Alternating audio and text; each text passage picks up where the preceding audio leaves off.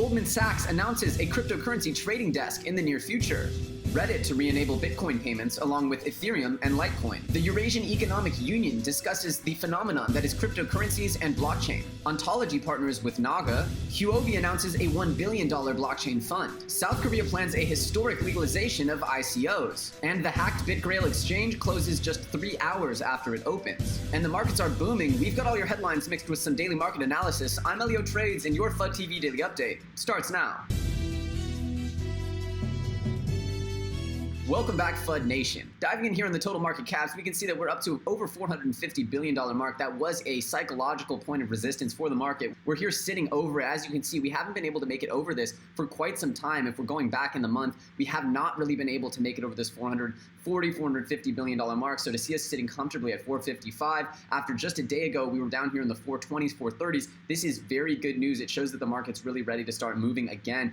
Thursday, it's late in the week. Usually when you get these late week movements, they can sometimes be followed by a correction, but still, it's good news. It shows that there's strength here where we are, unlike where we were back in February, where we just got knocked back and we started really coming down. We got knocked back a little bit here last week, but then we caught our strength here around the 410, around the low $400 billion mark, and we started to push upwards again. Hopping over to the coin charts, we can see that Bitcoin's up almost 5%. That is one of the better days that we've seen for Bitcoin throughout this bull run. We have Ethereum with almost 13% gain. Huge news for the ETH fam. EOS, another little bit of a tumble back, but obviously it's holding pretty strong here at about just under 18 bucks. And remember, it was under $10 a week or two ago. IOTA is on its way moving, and it looks like their integrations are actually coming to fruition here. Obviously, we switched the biggest gainers and losers. Bitcoin dark. Let's look at this week chart for a second, guys. If you want to look at the story of a pump and dump chart, let's check this out. When you see a chart that looks like this, where it goes from 106 in about 2 seconds to 187, shout out 187, to 106 to 187, and then back down to 86.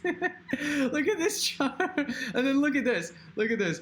Boom. Okay, this is market manipulation, guys. No real reason to go into this.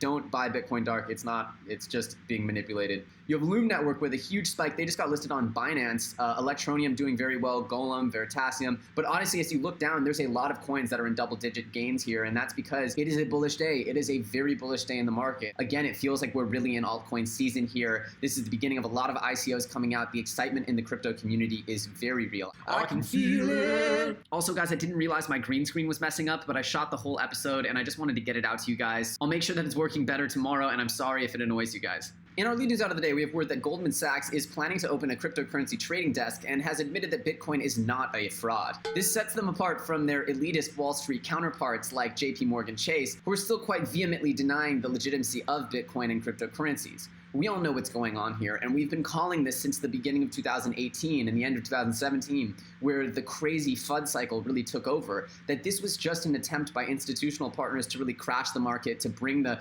prices back down to earth so that they could plan their entry and start staking out their territory in this new cryptocurrency world.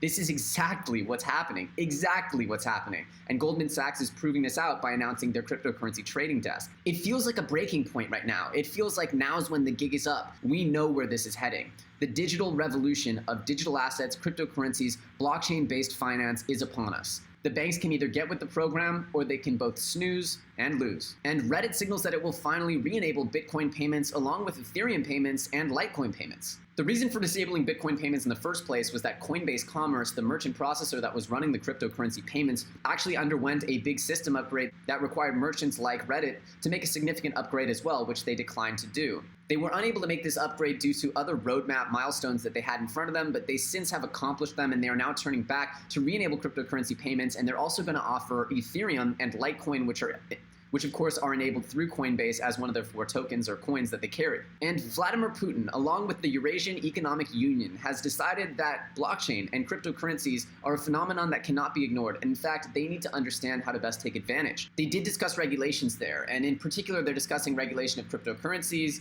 creation of Eurasian financial and payments platforms, legal framework for using cryptocurrencies in the EAEU countries, impact of digitalization on the economy, development of distributed registry technology by the Bank of Russia. This is all very interesting, and again, we also know that the Bank of Russia and central banks within Russia are planning to offer cryptocurrency transactions, and we've even heard word that Russia is planning a national crypto trading platform. Of course, we've also heard the very same for China, and neither of these would confuse us or surprise us, as we believe that this is one of the primary ways that a government can really harness and take advantage of cryptocurrencies is to become become a central trading platform owned and operated by the government. Obviously, I don't think that's ideal for cryptocurrency users, but I would say that's probably ideal if you're a government regulator as a solution. And Ontology just announced that they're going to be partnering with Naga. Now, if you don't know about Naga, they have a wide array of financial technologies that they offer. They have a stock exchange, they're located in Sweden, and they have a ton going on. In describing the partnership, they explained, while Naga aims at financial inclusion across the globe as well as provision of the best industry-leading products,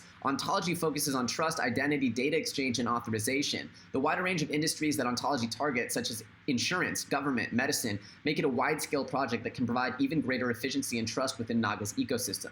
This is exactly what we were talking about when we explained the far-reaching implications of Ontology. And now you're seeing Naga, a completely unrelated project that's not part of the Neo ecosystem, that's not part of this Chinese ecosystem. This is a Scandinavian project, Naga, and now we're seeing that they're even turning to Ontology for verification and trust.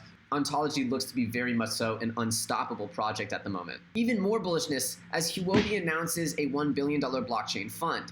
This is more news that will encourage more projects, more ICOs, more innovation within the space, and it's precisely what we need. So shout outs to you, Huobi, more good news. We don't need to go too deep on this. I just wanted you guys to know that more funds, more infrastructure, more resources are coming out for young projects and innovators in the space, and that's precisely what we need to push the rock forward. And finally, we're getting word that a South Korean bill is being pushed that would legalize ICOs. Of course, this comes on the heels of last year's ICO ban, which crashed the market, confused a lot of people. There is a lot going on here, and the fact that South Korea might be officially legalizing ICOs could mean an absolute boon for the industry. South Korea is already one of the most excited, exuberant cryptocurrency hubs in the world, and making it so that ICOs are fully legalized there, probably one of the smartest places to launch your ICO, and it would probably happen most likely on Icon. At any rate, this is amazing, and it just shows you that South Korea is setting itself up to be a cryptocurrency mecca. And just 3 hours after opening its doors, BitGrail is forced to shut its doors once again. So apparently an Italian court really didn't like that they reopened their doors and was essentially saying, we haven't decided yet whether you're okay to reopen your doors, and that there was still a complaint overhanging. Regardless, the bomber, Ferrano, the guy who owns BitGrail, maintains that it was Nano's fault.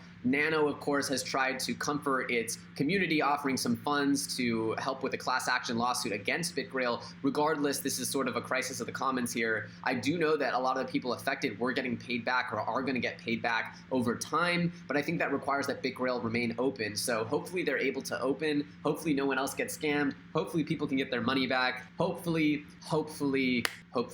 Before ending today's segment, I just want to say thank you to everyone who likes, comments, subscribes, follow this channel. The things you guys write in the comments, it inspires me each and every day to do more, make better videos, bring better information to the space. So thank you guys so much for all the inspiration and all the support. It means the world to me. Obviously, if you're new to this channel, we do cryptocurrency videos each and every day, just like this, and we try to provide you the best information in the space. So hitting that sub button and hitting that bell notification will make sure that you're aware whenever we put out content. Once again, I'm Elio Trades. It's been an absolute pleasure having you with me today on FUD TV, and I'll catch you very soon on the next episode.